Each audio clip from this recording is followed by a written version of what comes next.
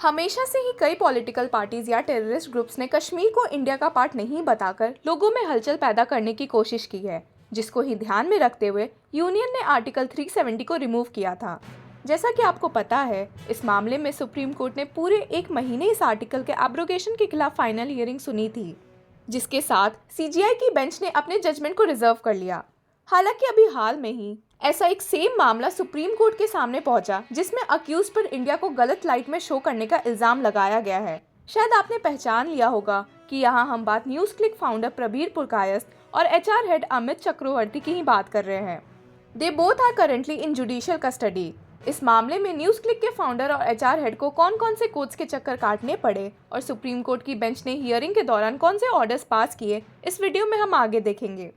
आपको सुनकर बेहद हैरानी होगी कि दोनों अक्यूज पर एंटी टेरर लॉज के तहत चार्जेस लगे हैं, जो मोस्टली टेररिस्ट के खिलाफ लगाए जाते हैं। अब आपके मन में ये सवाल तो चल रहा होगा कि ऐसा इन्होंने क्या किया कि इन पर एंटी टेरर लॉज के चार्जेस लगाने की ज़रूरत पड़ी।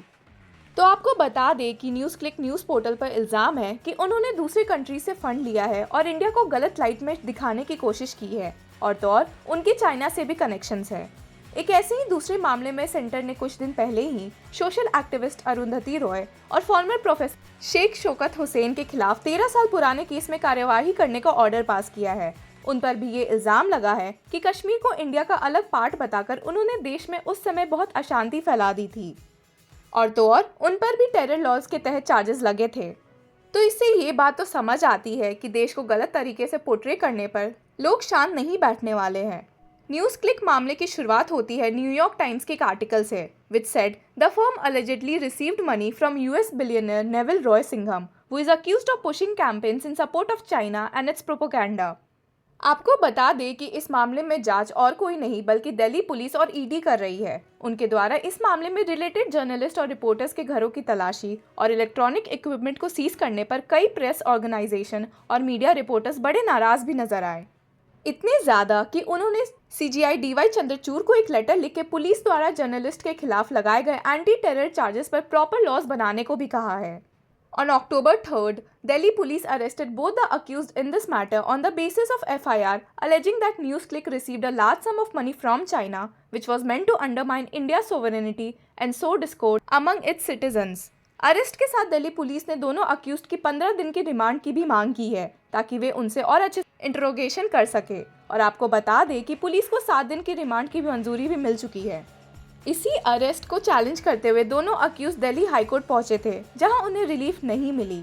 हाईकोर्ट के इस मामले को डिसमिस करने के बाद उन्हें अंत में सुप्रीम कोर्ट का रुख लेना पड़ा।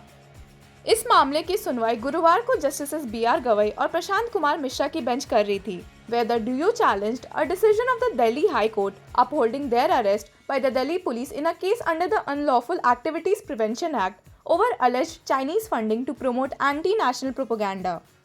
आपको बता दें कि इस हफ्ते की स्टार्टिंग में ही ये मामला सीजीआई के सामने लेकर सीनियर एडवोकेट कपिल सिब्बल पेश हुए थे, जो कि इस मामले में एक अर्जेंट लिस्टिंग चाहते थे। अब आप सोच रहे होंगे कि दिल्ली हाईकोर्ट के सामने दोनों अक्यूज ने इस अरेस्ट के खिलाफ कौन से आर्ग्यूमेंट्स रखे होंगे। तो आपको बता दें कि प्रबीर पुरकायस्थ और एचआर हेड अमित चक्रवर्ती ने दिल्ली पुलिस द्वारा इस अरेस्ट को चैलेंज करते हुए ये कहा था कि उन्हें अरेस्ट करते वक्त ग्राउंड्स ऑफ अरेस्ट राइटिंग में सप्लाई नहीं किए गए थे, जिसकी वजह से उनका अरेस्ट और रिमांड दोनों इलीगल है।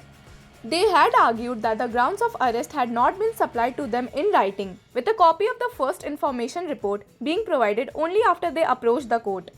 उन्होंने ऐसा करना सुप्रीम कोर्ट के recent judgment Pankaj Bansal versus union of India and ors के खिलाफ जाने जैसा बताया है। हालांकि हाई कोर्ट में स्टेट की ओर से मौजूद सॉलिसिटर जनरल तुषार मेहता ने इस बात पर जोर दिया कि ग्राउंड्स ऑफ अरेस्ट राइटिंग में नहीं प्रोवाइड करने के बावजूद उन्हें इस बारे में पता था, और इन्हीं सबको नजर में रखते हुए दिल्ली हाईकोर्ट के जस्टिस तुषार राव गेदेला ने पुलिस रिमांड और अरेस्ट को अपहेल्ड करते हुए पुरकायस्थ और चक्रवर्ती के प्ली को डिसमिस कर दिया। The single judge also observed that the Supreme Court's judgment in Pankaj Bansal directing the ED to inform the grounds of arrest in writing to the accused cannot be said to be squarely applicable to a case arising under the UAPA. और बस इसी के खिलाफ accused को supreme court का रुख करना पड़ा। जस्टिस बीआर गवई और प्रशांत कुमार मिश्रा की बेंच ने इस मामले में सुनवाई करते हुए दिल्ली पुलिस को दोनों अक्यूज की तरफ से नोटिस इशू किया है to explain themselves in front of the bench.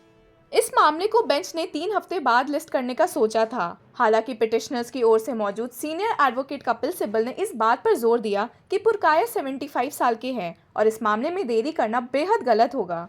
इस पर बेंच ने सिब्बल की बात मानकर अक्टूबर 30 को ये केस लिस्ट कर दिया। आपको बता दें कि न्यूज़ क्लिक पर बहुत ही बड़े बड़े इल्ज़ाम लगे हुए हैं। एफआईआर में यूएपीए के तहत चार्जेस के अलावा भी मनी लॉन्ड्रिंग और इलीगल फंडिंग के चार्जेस भी शामिल हैं।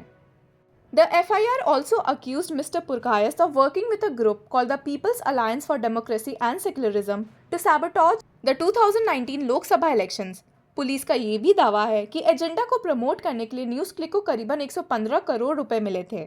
उन्होंने तो ये भी कहा है कि इस मामले में 2018 से ही न्यूज़ क्लिक को फॉरेन फंड्स इलीगली मिले जा रहे हैं।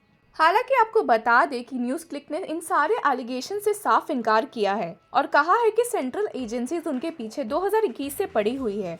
उन्होंने इस बात पर भी जोर दिया है कि उनके खिलाफ एक भी मनी लॉन्ड्रिंग के केसेस नहीं होने के बावजूद इस मामले में जांच ईडी और इनकम टैक्स ऑफिसर्स कर रहे हैं।